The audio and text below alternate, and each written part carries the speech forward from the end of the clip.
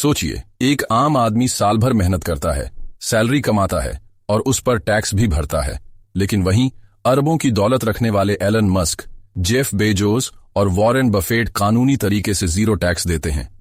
कैसे? अगर इसे बिल्कुल आसान भाषा में समझें तो टैक्स सिर्फ इनकम पर लगता है और एलन मस्क और जेफ बेजोस सैलरी ही नहीं लेते। एलन मस्क ने खुद कहा था कि वह टेस्ला से कोई सैलरी नहीं लेते, तो फिर उनकी दौलत बढ़ती कैसे है? बिलियनियर्स की असली दौलत नकद में नहीं होती, बल्कि उनके बिजनेस के शेयर्स में होती है। यानी उनके पास अरबों के शेयर्स हैं, लेकिन जब तक वे उन्हें बेचते नहीं, उन पर कोई टैक्स नहीं लगता। जेफ बेजोस के पास अमेजन के हजारों करोड़ के शेयर हैं, लेकिन जब तक वह इन्हें नहीं बेचते, उन्हें टैक्स नहीं देना पड़ता। बिलियनियर्स अपने ही कंपनी के शेयर्स को गिरवी रखकर बैंक से लोन लेते हैं, और सबसे दिलचस्प बात, लोन पर कोई इनकम टैक्स नहीं देना पड़ता। 2014 में एलन मस्क ने टेस्ला के शेयर गिरवी रखकर $50 करोड़ का लोन लिया था, यानी पैसा भी आ गया और टैक्स भी जीरो। दुनिया के कई अमीर लोग टैक्स हेवन कंट्रीज का इस्तेमाल करते हैं। जेफ बेजोस और अमेजन पर आरोप लग चुके हैं कि वे टैक्स बचाने के लिए अपनी प्रॉफिटेबल कंपनियों को आयरलैंड जैसे टैक्स हेवन में रजिस्टर कराते हैं।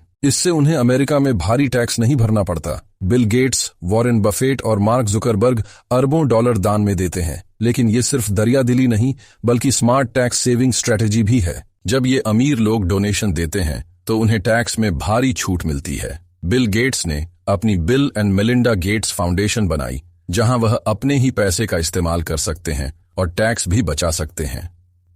टैक्स सिस्टम में कई लीगल लूप होल्स होते हैं और बिलियनियर्स की टीमें इनका पूरा फायदा उठाती हैं। 2021 की रिपोर्ट के मुताबिक एलन मस्क और जेफ बेजोस ने कई सालों तक जीरो इनकम टैक्स दिया, जबकि उनकी नेटवर्थ अरबों डॉलर बढ़ती रही। अब सवाल ये है, क्या यह सही है या गलत? क्या यह स्मार्ट फाइनेंशियल प्लानिंग है या सिस्टम की खामी, जिससे गरीब और अमीर के बीच फासला बढ़ता जा रहा है? अगर आपको ये वीडियो पसंद आया हो तो लाइक करें, शेयर करें और चैनल को सब्सक्राइब करें।